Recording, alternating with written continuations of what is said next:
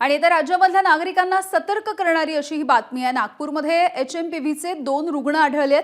7 वर्षांचा मुलगा आणि 13 वर्षांच्या मुलीचा अहवाल एचएमपीव्ही पॉझिटिव्ह आल्याचं कळतंय। 3 जानेवारीला त्यांचा अहवाल मिळालाय। दोन्ही मुलांना खोकला आणि तापाची लक्षणं आढळली होती।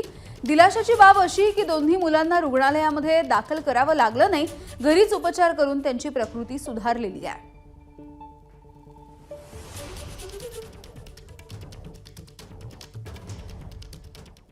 दरम्यान याच संदर्भात नागपूरचे जिल्हाधिकारी विपिन इटणकर यांनी नेमकी काय प्रतिक्रिया दिली आहे बघूयात।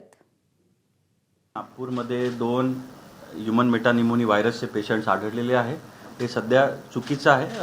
2 पेशंट जे एक 7 वर्षाचा आणि एक 14 वर्षाचे जे होते वॉक इन ओपीडी मध्ये त्यांनी आपली पॅनल टेस्ट केली, त्याच्यामध्ये सस्पेक्टेड जे आलेले आहे। पण जोपर्यंत आम्ही एनआयव्ही आणि एम्स मधून तपासणी होणार नाही तोपर्यंत त्याच्यामध्ये कसलेही बोलणं बरोबर नाही आहे, कारण सध्या नागपूरमध्ये एकही केस नाही, सस्पेक्टेड आहे। आता आम्ही त्यांचा सॅम्पल जो आहे तो एम्सला आणि पुण्याला पाठवू आणि त्याच्यानंतर आपल्याला कळेल की तो पॉझिटिव्ह आहे की निगेटिव्ह। आणि दोन्ही हे जे पेशंट होते ते वॉक इन होते, कोणीच ॲडमिट नाही आहे, ते डिस्चार्ज झालेले आहे, ते सुखरूप आहे।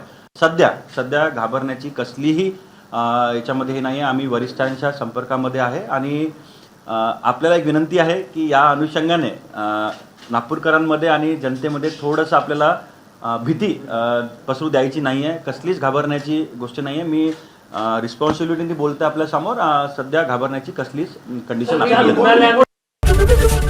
एबीपी माझा, उघडा डोळे बघा नीट।